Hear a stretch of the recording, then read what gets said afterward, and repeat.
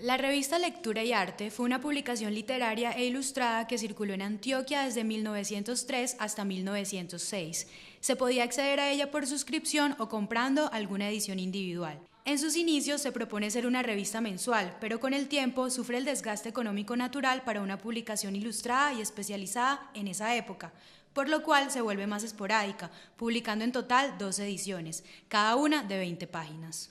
Detrás del proceso editorial se encontraba un grupo de intelectuales antioqueños dedicados a la literatura, las artes plásticas y en general a la escasa vida cultural que existía en Colombia. Ellos fueron Francisco Antonio Cano, reconocido pintor y escultor, autor de obras emblemáticas que retrataron el espíritu nacionalista de la hegemonía conservadora.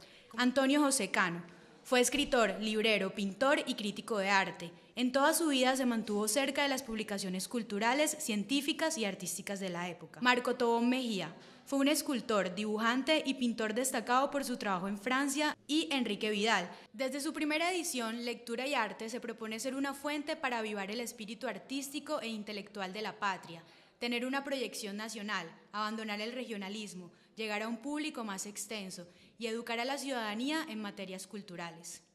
Este es un proyecto ambicioso, teniendo en cuenta el contexto histórico en que se gesta la revista, la hegemonía conservadora, periodo que va desde 1886 hasta 1930. Para los dirigentes políticos de la regeneración, la nación debía ser restaurada. Su plan de gobierno se fundamentó en los principios del orden y la autoridad.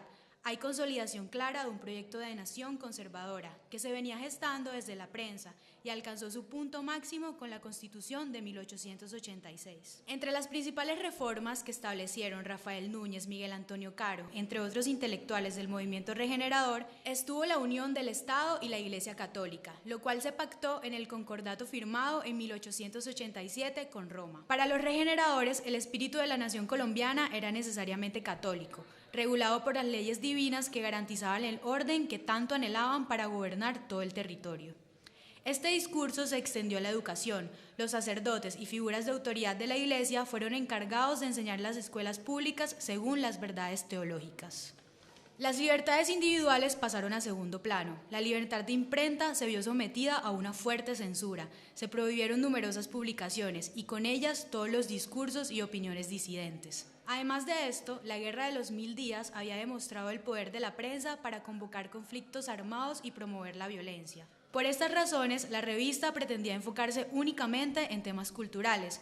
Sin embargo, la caricatura, que no estaba contemplada en la censura, sirvió como medio para criticar temas políticos, como el gobierno autoritario de Rafael Reyes y la pérdida de Panamá en 1903. Este enfoque se puede evidenciar en las secciones o tipologías textuales utilizadas: editoriales, artículos de opinión, cuento, poesía, teatro, perfiles, homenajes a figuras públicas, partituras musicales, figurines de moda para la confección e incluso algunos sueltos sobre actualidad cultural, canjes y menciones con otras publicaciones del país e internacionales. La propuesta fue multimodal, siempre intentó abarcar todas las formas del arte y ofrecer al lector gran variedad. El principal atractivo de la publicación eran las ilustraciones. Al menos el 80% de las páginas cuenta con dibujos que complementan los textos, decoran los bordes de las páginas o separan un texto de otro.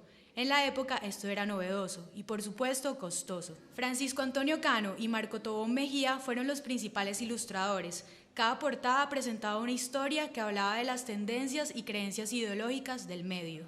Lectura y Arte trató de promover la cultura más allá de sus páginas. Organizó un concurso para motivar el interés en el dibujo. La mejor ilustración fue portada de su 7ª edición. Además, sus directores promovieron la creación de un centro artístico y con él los Juegos Florales, en los cuales se premió la mejor prosa y poesía de los nuevos poetas de Antioquia.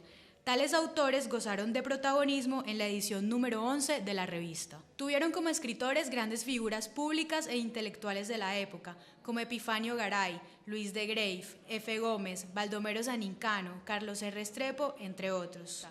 Todo el proceso editorial demuestra un gran esfuerzo por entregar a los lectores la mejor oferta cultural de la época. A pesar de su corta duración, Lectura y Arte causó un impacto significativo en la vida cultural de los antioqueños en inicios del siglo XX y ha servido como faro para otros proyectos editoriales exitosos en la ciudad de Medellín.